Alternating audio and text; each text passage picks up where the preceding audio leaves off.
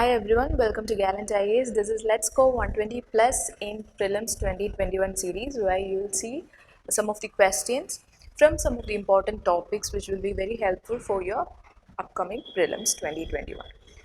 So today we are going to see some of the questions from the environment section. So the question reads, consider the following statements regarding IPBES, Intergovernmental Science Policy Platform on Biodiversity and Ecosystem Services. The first statement, it is a United Nations body for scientific research in issues of biodiversity and ecosystem services. Second, India is a member of IPBES. Third, it only evaluates existing scientific knowledge to make assessments and projections. Which of the statements given above is or are correct?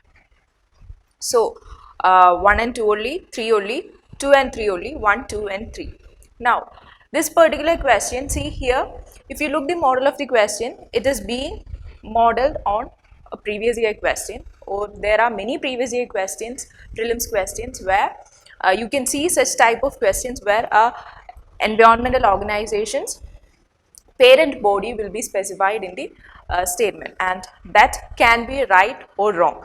And most of the time you can see that when UN is given, like this particular environmental organization is a body of UN, then most probably you need to think twice on that particular statement. So here also that equally applies.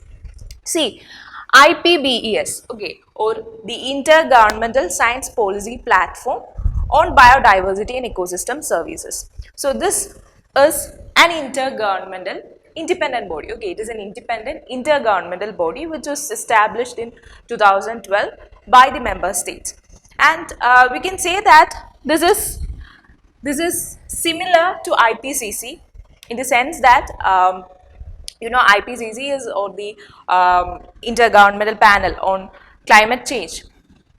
It is working in fields of climate change, whereas IPBES is working on biodiversity and the related ecosystem services. So most often IPBES is referred to as IPCC on biodiversity, right? So with regard to IPBES, keep in mind, unlike IPCC, this particular organization, it does not look on, like, it is not producing any new science. It is working, or it is evaluating the existing scientific knowledge, or it is working upon the existing scientific knowledge, unlike IPCC.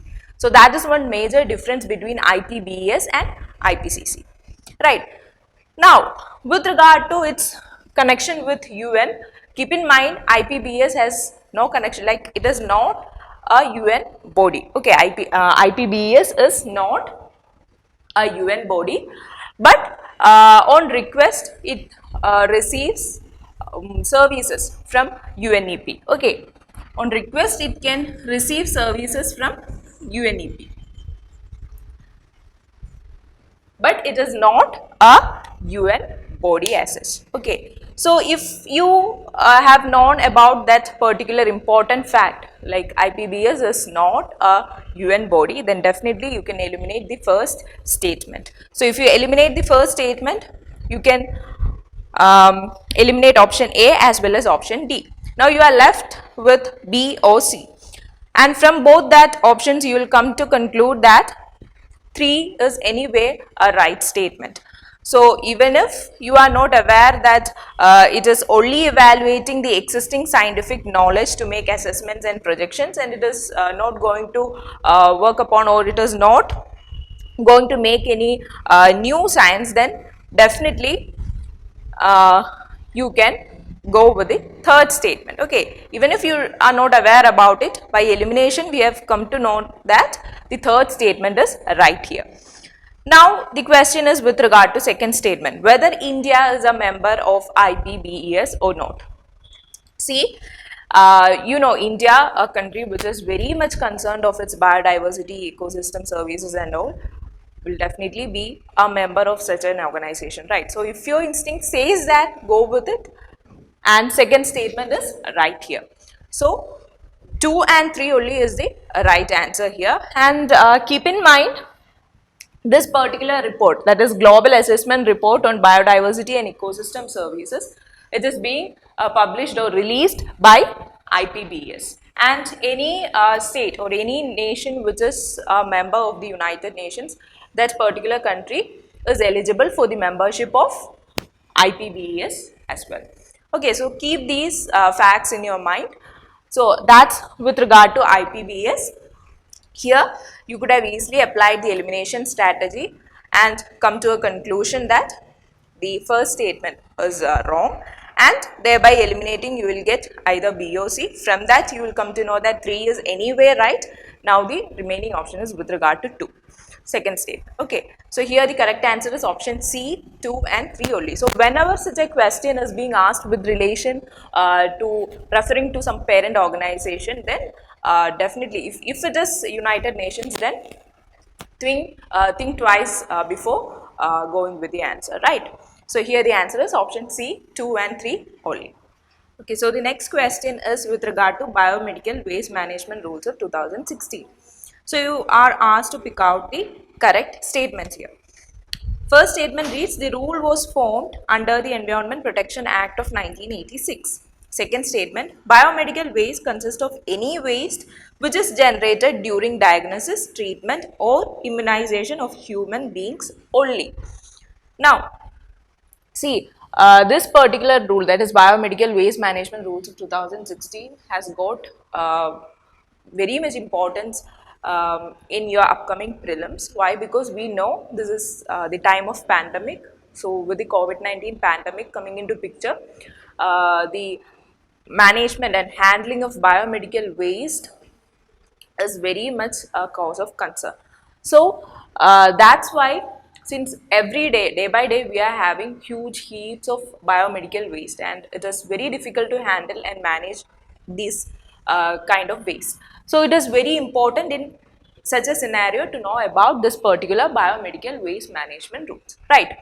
So with regard to biomedical waste management rules, keep in mind it was notified by the Ministry of Environment and Forest, MOEF, under the act, that is EPA, Environmental Protection Act of 1986. Okay, so definitely if you use your logic, then you can come to the conclusion that biomedical waste, see, this is waste which has got serious concerns with the environment, right? So definitely it can be notified under the Environmental Protection Act of 1986. There is no nothing unusual in that particular statement, right? So you can go with the first statement here, that is the rule was framed under the Environment Protection Act of 1986. That is a right statement. Coming to the second statement, see, whenever the extreme word only comes, you should be careful. Here, this statement reads, biomedical waste consists of any waste which is generated during diagnosis, treatment or immunization of human beings only. Okay, so this particular rule itself defines what is biomedical waste. So accordingly, it defines that biomedical waste is any human or an animal anatomical waste. Okay, it can be both humans or animals anatomical waste, or the treatment apparatus like needles, syringes, which is used for the treatment of both humans and animals. Then other materials which is used in the healthcare facilities. Okay, we know with the COVID-19 pandemic, there is a huge level of rise in using of like this syringes or the testing equipments, or even for the vaccination in the vaccination centers as well. There is a huge rise of all these apparatus. Okay, so all these things are amounting to biomedical waste. So accordingly, according to the definition which is given in the biomedical waste management rules, biomedical waste is any human and animal anatomical waste or the treatment apparatus or any other such materials which is being used in healthcare facilities. So it can be, this particular definition is even extended to vaccination camps, blood donation camps, or even the surgical camps. Okay, so all these treatment apparatus or diagnosis equipments, all these are coming under biomedical waste definition under this particular rule. Okay, so if you use your logic, you can come to the conclusion that it is not only with humans that we are using all these things. Okay, oh, the biomedical waste is emerging not only out of humans. Okay, for animals also we are using all these apparatus or equipments, or even the waste from the animals also it is happening. So it is not only restricted to human side. So if you can think in such a logical manner, also you can arrive at the conclusion that the second statement is wrong here.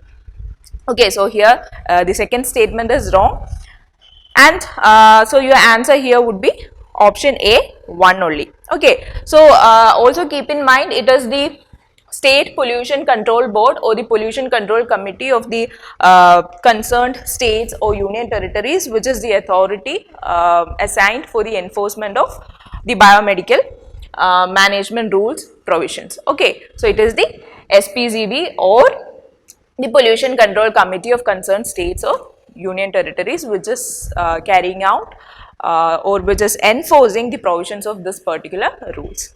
So here in this particular question your answer turns out to be option A, 1 only. So that's it. See you soon. Thank you.